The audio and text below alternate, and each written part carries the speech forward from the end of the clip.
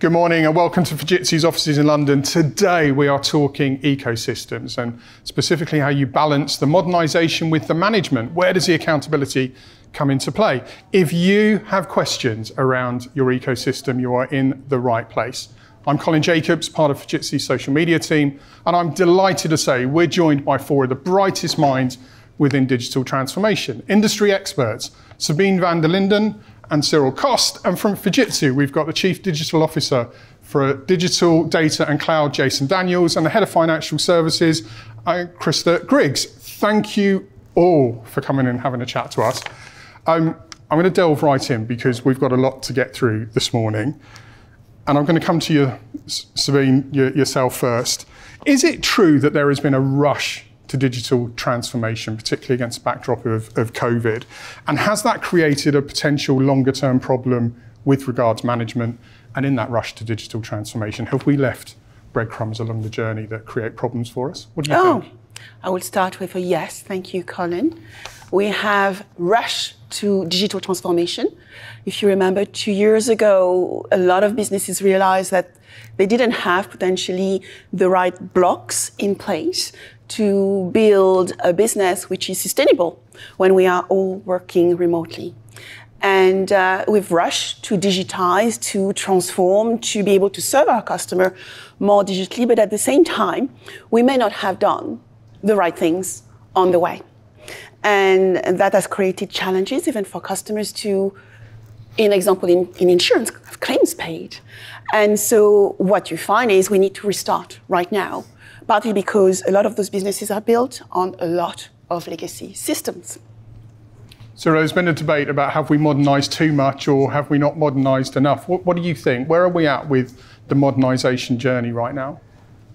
Well, if we consider the modernization journey started about 25 years ago, when digital really started, and digital transformation really started between 2010 and 2012, we have accumulated a lot of different layers, different tactics, different implementations, different cloud providers, different solutions. And now we have a puzzle in some organizations of modernizations in terms of apps, in terms of UI, in terms of databases. And as Sabine has mentioned, in the past 2 years, it has been even faster because we needed solutions quickly that were a bit off the official roadmap. Have we been too far? Probably not the right question, but have we done it properly? Maybe not. Jason, I'm keen to pick up on the open questions, sure. and particularly around cloud, because sort of going back briefly to COVID, nobody wants to talk about COVID. We're out of it, we're getting on with our lives, but we had these ecosystems thrown up at breakneck speed. Sure. Cloud had a key role within that. Has it created a number of open questions as a result of that modernisation? Yeah, for sure. I think it's obvious that cloud was a destination not just to transform, but to stay relevant in the respective economies of our customers. The problem is, number one, I feel that customers weren't always sure of what good looked like from a modernisation perspective. And there was really this, if you like, culture that was built up from a board perspective as well that said, we need to be in the cloud. We've already seen that it will deliver potential cost benefits if you transform properly. COVID's hit, and now we need to accelerate that because we still believe that holds true, and we still believe that we can build services faster. And what's happened is we've seen customers take that journey, take projects far quicker into the cloud, into a cloud platform, without really adopting cloud in the right way, without really knowing to begin with what they had in terms of an application estate or data from a data layer as well. And what's happened is you've now got a split lens over, I've got a traditional or legacy platform infrastructure and app on-premise still. I have some digital services delivered from the cloud. And now I'm really unsure of what I've got operating where the data transits. Is it all in a UK boundary, or does it traverse globally somewhere? And you've got all of these complexities, and on top of this, the cost element, whereby now customers are saying, and we see this at Fujitsu, this is costing far too much. Have I actually built a protected foundation in the cloud that protects me and allows me to evolve my digital services in a controlled way at the right cost point with the right governance? And I think we've seen that with regulatory breaches, with cybersecurity breaches. All of those are signs that actually we haven't put the framework around it to make it successful, to put the platform in the right shape to be able to change and respond to change successfully. One of the reasons we do these videos is to surface insight for boardrooms to be able to make better decisions.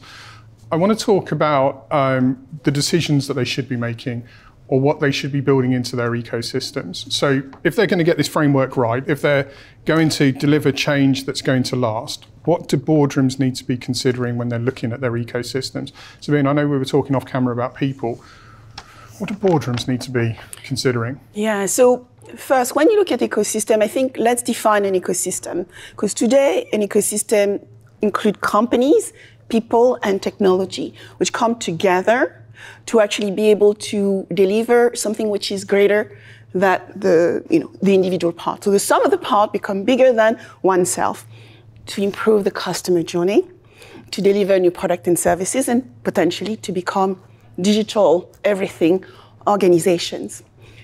Boardrooms today need to consider, I think, 4 things. Security and privacy. They need to actually understand as well governance. They need to understand talent, and they need to understand how everything comes together to actually do things at an acceptable cost. So first, when you look at security and privacy, what you find, as Jason said, there's data everywhere. When businesses started to work on their instances, which are very much, I would say, on-premise and now moving into the cloud, they need to really understand the consequences from a security and privacy viewpoint, how they take care of private data, personal data, vis-à-vis customer data. And all this needs to be structured in a very, very well thought through manner. Then when you look at governance, structured policy, how do you make sure that whatever you are doing for your external customer is aligned with your internal organization? And often what you find is the talent to do that is not available. And talent today have choices. They can actually go and work for the companies they feel are more aligned to their vision of what a great company looks like. And finally, all this is costly. So you need to actually understand how to combine everything without actually making your cost of operation much higher and bigger than what it was before. And I think that's some of the issues boardroom need to look at today. I think just to add to that, we see our customers with a real challenge today. How do I transform quickly? How am I adaptable? How do I keep pace with my competitors? But more importantly, what the public and citizens demand from me as a provider of a service. One of the key problems today, over 70% of customers feel the skills gap shortage will hold them back, okay? So what does that mean? It means that you need a close ecosystem of both digital engineering, on-demand partners to give you people in the right place at the right time, but you also need a partner ecosystem that really gives you a business outcome focused set of multidisciplinary teams that delivers the business outcome with a good commercial model that's predictable. So for a company like Fujitsu, for example, the big challenge we're seeing now, especially from government and private sector customers, is we need you to step in more with people. We need you even more integrated than you were before, because you hold those partner ecosystem relationships that we don't. We have to focus on our day job and our business and why we're there. Therefore, Fujitsu, make sure that you bring the best of Fujitsu and your partner ecosystem together so that we achieve the right outcome together in a quick period of time. Boardrooms doing enough? I found your question really interesting because you use the expression change to last. But I don't think a change needs to be defined by its length in time. So I say, in my view, the ecosystems needs to be created in order to support the delivery of change on demand. That's to say, the creation of a new operating model, a new product, needs to be supported by this ecosystem, ideal ecosystem, in order to deliver change and demand. So stability, sustainability of the platform, very important. Build an ecosystem that is able to integrate as many external players as possible with layers of security and safety and data protection. But this is, in my view, the direction that boards should consider is how do I have stable ecosystem that is able to deliver change and demand. Do we think boardrooms are getting access to the right information? Because you make a really salient point, this is costly. So this is going to stick out on the balance sheet for the CFO prominently. So if we're not looking at cost and putting a timescale on it, how do boardrooms get the right information so that they can define what's lasting and what's right and impactful for the business?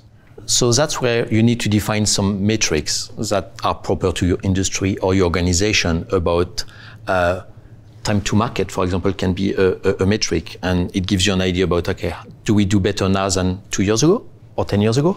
So it's the organization that needs, in their modernization effort, to define the KPIs that will work for them. And I think people are a key there as well, in terms of getting the information closer to the boardroom, and the boardroom getting closer to people who are making those changes, and the consumers and the talent that we've got in the organisation. So I think talent is part of those metrics as well, in terms of how do you retain the talent, how do you grow your people, how do you recruit the right skills, and for that, quite simply, they need to look broader. And I think just to follow on from that, I think the boardroom, if we look back in time, the boardroom and the metrics and the measurement of a business around numbers, we'll say that if you sell product A that we make, you will return B. And that's a predictable, that's baked in history, that's how business works. And what we've seen evolve over the last 5 years especially, is actually the product is our people, right? It's not this thing that you commit code to all the time, or that you design.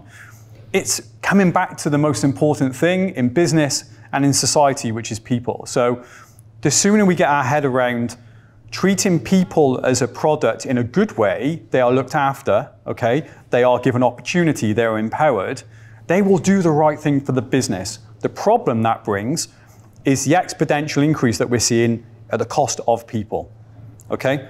Take some of our partners such as Microsoft, who recently announced they are doubling their budget to get people because of the cost of salaries and in general training is astronomical because there's not enough people, which drives the price up. And that's a really interesting dilemma that we're in at the moment. On the one hand, we need to treat people better and as really our go-to-market. On the other hand, they're really costly and they really go against the metrics and the way that we build a business.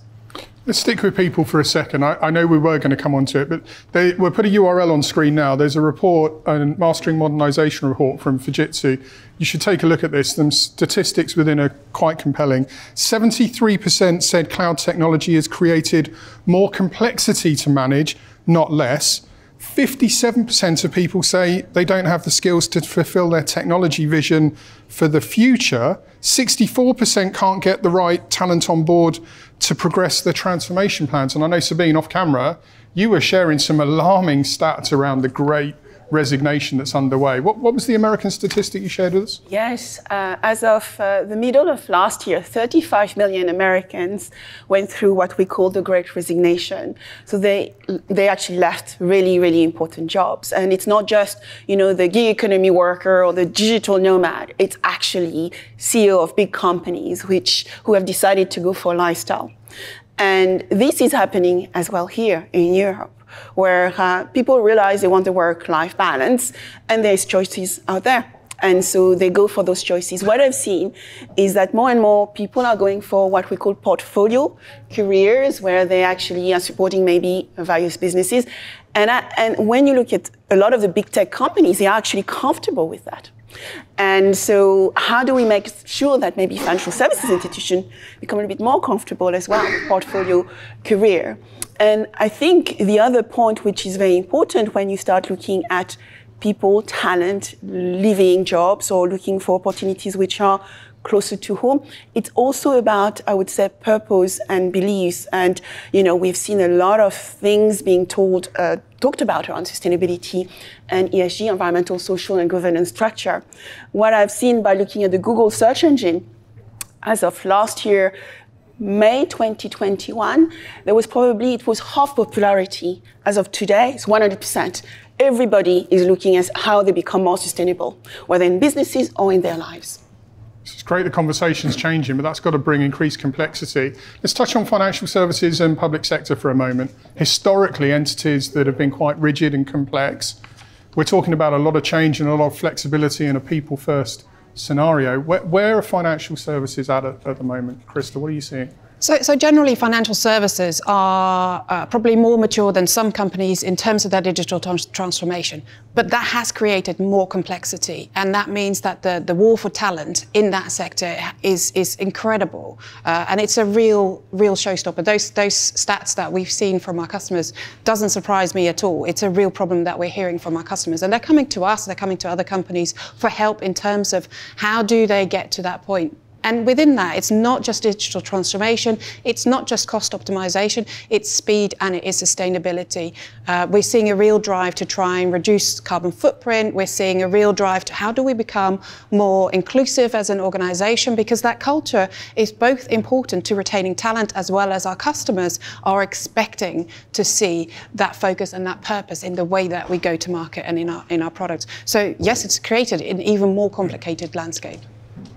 I think from a government perspective, if you rewind 5 years and we looked at government, I think it's fair to say you wouldn't look and say they were the most technically advanced, adopting the right ways of working throughout all of the different units. Today, that's a very different story. And today, when you look into central government, you look into the Home Office, you look into the police and border force, wow, what a transformation, okay? They are very clear. They've got the digital services department. They've set out the way of working. They've set out the guardrails, the expectation.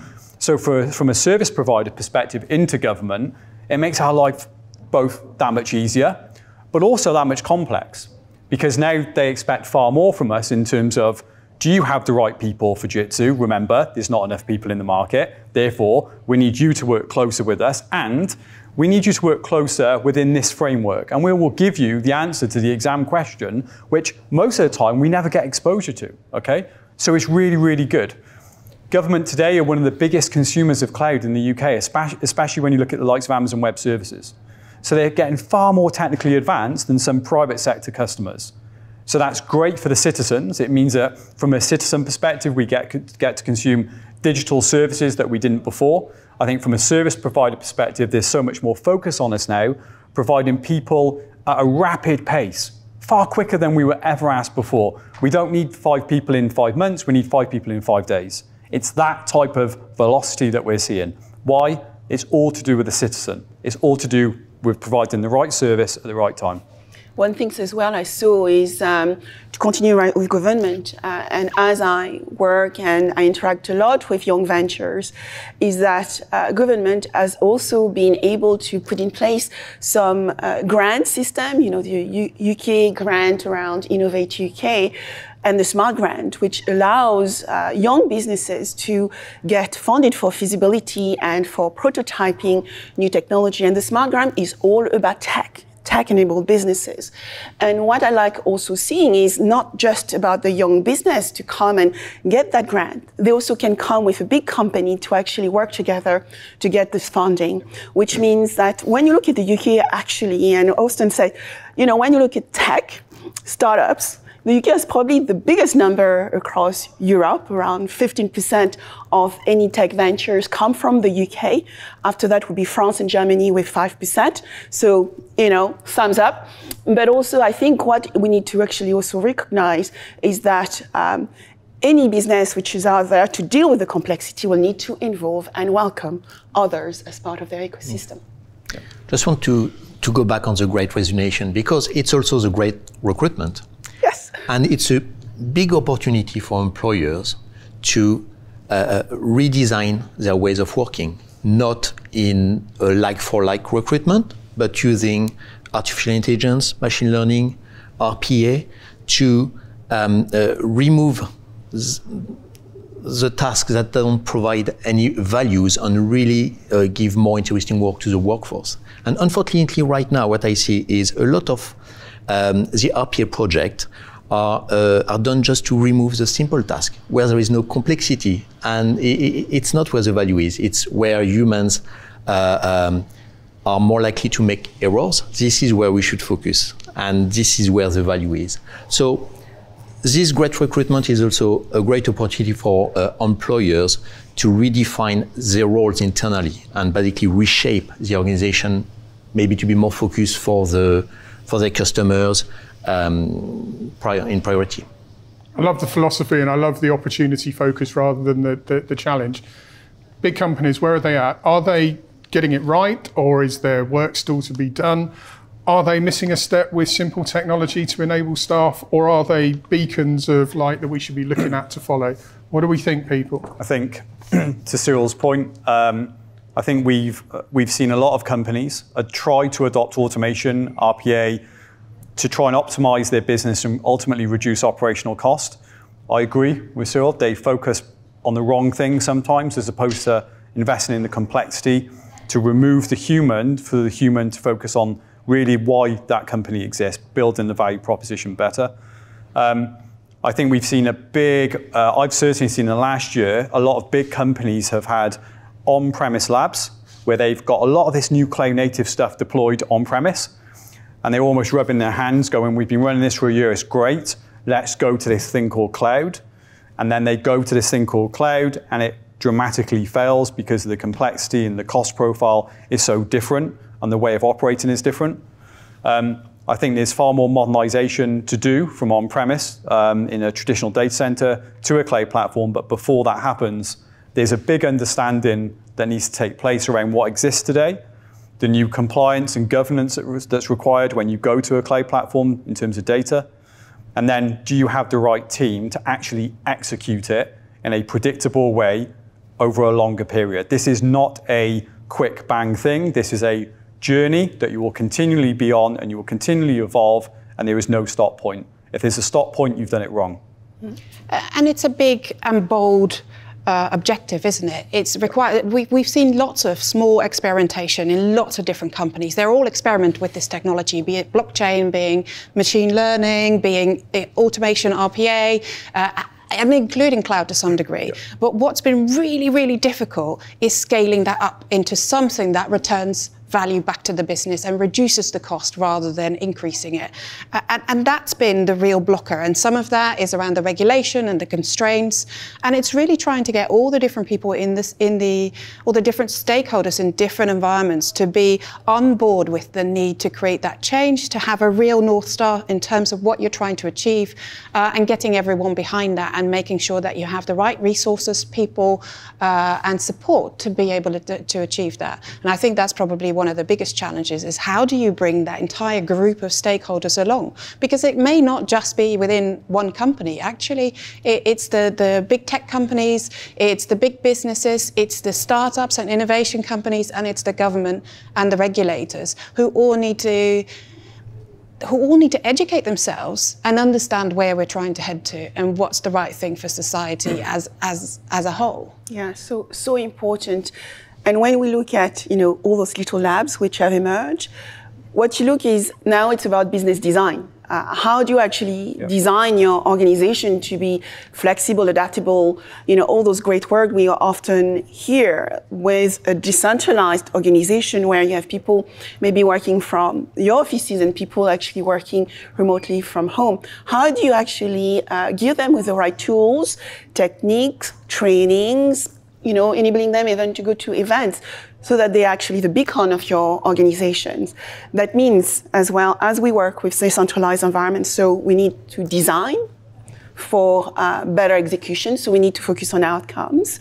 And we also need to make sure that we trust our employee to focus on what is more relevant for the business.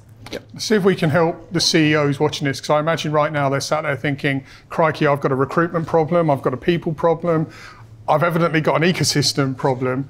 Where does accountability lie to get this right? Is that within the business, outside the business? Sabine, what do you think? Within the ecosystem. It will be inside the business, it will be outside. It will be actually, as I said, decentralized. It would mean that you need to trust people within the business unit to actually focus on the purpose and the goal of the organization, and also your business partners to actually focus on doing the best for your success. So it becomes a team effort where everybody has accountability. There need to be a lot of transparency in communication, and also a lot of, I would say again, tools and techniques and capabilities which are connected probably through the cloud to get that real-time engagement to ensure that everybody is focusing on the right outcomes. And I think, Colin, that's a big shift for boardrooms today. we've evolved from very much a dictatorial position on a board. We will set out the strategy and tell you, and the managers will tell you what to do, into much more of an empowered, multi-layered accountability structure, whereby the board are there to enable and to make sure that the coast is clear, the guardrails are set, the strategy, of course, is understood by everyone, but to really empower the people to drive that change, because people want to do the right thing naturally, okay? And we're not here naturally to do the wrong thing, we want to do the right thing, but we can only do that with the right guardrails and empowerment. And it's a really complex evolution from a board perspective to change that and to make sure that the company evolves from the bottom up as well as the top down. And a lot of that comes down to trust, doesn't it? It comes from having control to providing direction and providing the coaching to have that trust in people. And that's such a cultural shift. It's phenomenal change for those leaders who have to develop all these new skills all of a sudden, as well as the digital skills. We've we like to classify things here in the UK. We've had the era of insourcing, then we tried outsourcing, then we changed all that again. Are we on the precipice of new thinking to actually get this right for the next 5 years? Or is it being done and there's no reason to classify it? It's just empowering people to work differently? I think it's clear we're very much in the data phase, I feel, now. But I think to throw something out there, I think the metaverse and Web3 has now caused a different dimension of a transformation issue that we maybe didn't need, okay? Have companies today truly grasped, transforming to adopt Web 2 and cloud-based technology correctly, without trying to focus on how I become a decentralized, autonomous organization with an decentralized business operating in the metaverse. So I think we're definitely in the data economy phase of evolution. I think data will be the next big thing that companies really need to understand and do it quickly, outside of the how do I transform my app to lower cost and give me the more agility from an app perspective. How do I leverage my data? How do I do that in an open and trusted way, to your point, around making sure people are empowered with their data, but I can progress my business at the same time. Let's finish on with Cyril and Sabine, our industry experts. Boardrooms that aren't working with consultancies like Fujitsu, do they need to be accessing external information to evolve their thinking, or do they have this knowledge within their businesses and they don't realize it? What do you think, Cyril? I think it's both. I think especially around digital transformation and apps modernization, there's been a lot of external advisory in the past 10 years. And there is a phenomenon that started about last year, and we can see in France and in the UK in some boardroom, which is basically to put what we call the kind of strategic management inside the organization now, so being an internal function. But of course, if you keep an internal function, they're going to focus about the organization in itself and not see what is going necessarily outside. So you need both. You need internal expertise, but you also need external advisors to help you to identify the trends, identify the best practices, just to support you. Yeah, I see a lot of organizations looking at what we call open innovation and outside-in thinking. The reason is we need to move much faster. So imagine your iceberg. Often organizations have a lens of what is on top of the water. But actually, the part of the iceberg which is the most important is the one which is underneath the water. And often you need to get external experts to help you actually make sense of all these things which are happening out there. And so that requires thinking about strategy and direction, looking long-term as to where the organization wants to go. But then practical advice. I call it super practical advice. Show me how I'm going to do this thing, rather than the PowerPoints that we were used to in the past. Yeah, and can I just add to that? So, and the other big change we've really seen in our customer, the mentality of do it to me has gone. We are very much in an era of do it with me, and if you're not prepared to do that, I won't work with you. Okay, so that's a very different dynamic in terms of fire and forget that used to happen. You want a product, we'll give you a product and we'll walk away. Into we will give you some team members, you give us some team members, and we will properly integrate and we will continually work together and evolve for the right outcome for your business and the customer. And that, again, is a massive cultural shift that we're seeing, and why someone like Fujitsu is pivotal, I think, to the success of our customers. Fascinating stuff. I think you can see we could spend another 2 hours debating this evidently important topic. Sadly, we're out of time today. As you potentially move from hypothetical conversation into casual discussion, if you have any questions for our 4 guests, just drop us a note on social or ping us a tweet. We will get you connected with them so you can access that information. But for now, thank you very much for watching. There will be plenty more to come on the Fujitsu social channels very soon. Thank you.